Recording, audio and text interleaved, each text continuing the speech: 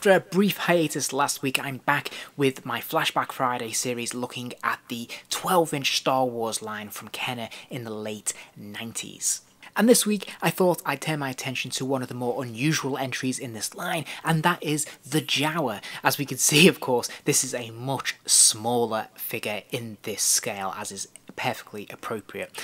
So let's start off by looking at the packaging. We've seen this packaging before. It's very similar to the R2-D2 figure in the sense that we have this basically window display where we can see the figure inside the packaging, behind which in that interior inlay we have the consistent green lightsaber theme, whilst the border of the packaging is that Starfield, and of course we have the Star Wars logo up front and centre there. And then on the side panel, we have an image of the Jawa. This is a publicity still taken from the film. This looks really cool. I like this a lot, and is consistent with other figures in this line. So you could stick them next to the R2-D2 or the Master Yoda figure, and these would stack up quite nicely next to each other, which would be pretty fun. And then on the reverse, we've seen this before as well. We have obviously that black background, a little bit of information about Star Wars in general, a plea to asking us to collect them all. We have the various other characters in this size from this scale with R2-D2, Yoda of course, and this Jawa here. And you'll see there is a try it button as well, because this figure has an electronic feature. But before we get to that, let's take a look at the figure itself. The general presentation of this figure is actually very nice. I've always quite liked the Jawas. Despite only having a very small role in A New Hope, they do have a very strong visual presence which lingers in the memory. In the films, you never really see beneath the hood of a Jawa, so we don't know what really lurks there, but here they have to mould something, so he has this cotton costume over the top of this figure, which is very nice. It has a nice rough sort of cotton texture, almost like a sack material, which works very well. It has a nice hooded effect, which is great, but underneath we have this sort of bandaged hard plastic, so if you pull that back, we can see the head underneath, and this looks pretty good, to be fair.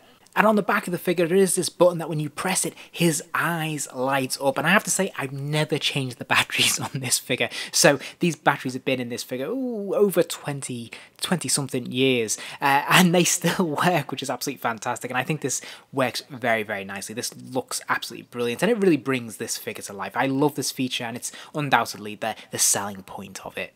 The rest of the body is made up with that cloak, of course, the same material, which is quite thick and luxurious, and it works very well. I really like around the sleeves how they've bothered to fray that a little bit, so he has those loose tassels coming down, pretty authentic, and it looks very nice. And of course, he has a plastic piece for his bandana here, so this is nicely sculpted. There's no real shading, so they've not really capitalised on that, which is a real shame, but not surprising for the day and age it was produced in.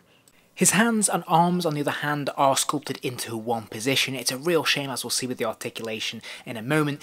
He can't bend his arms at all, and these are fixed into one shape, which is a bit disappointing, to be honest.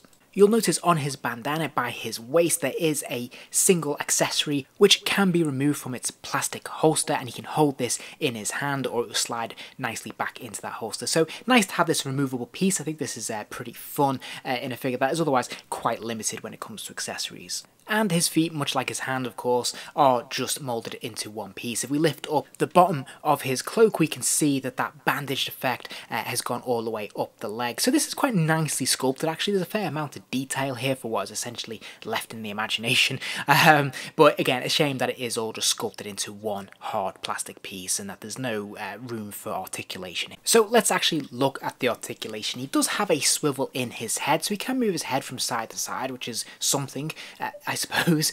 He does also have articulation at the top of his shoulders, so he has a swivel there, so he can lift his arms up and down. And then there is one final point of articulation, which is at the top of the hips there. So again, he can kick his legs all the way out and all the way back, so there is just the 5 points.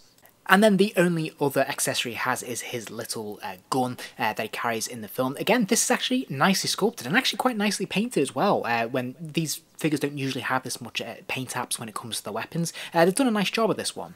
And as you can see, he has no problem holding this whatsoever. And I think, to be fair, once you light up those eyes, this is quite a cool figure to add to the collection. Obviously, he's much smaller and he's just a background background character anyway, but it is a very fun one. It is very unusual for this line. There's a lot of firsts here, something very different that Kenner were trying to do at the time. Obviously, brand new sculpt. This is completely unique. They weren't able to recycle any of these parts in any of the other figures in the line. So I think for that alone, he adds something a little bit different to this 12-inch scale line. And yeah, I think it's pretty fun. If you enjoyed this video, please do give it a like and remember to subscribe as there'll be plenty more videos soon.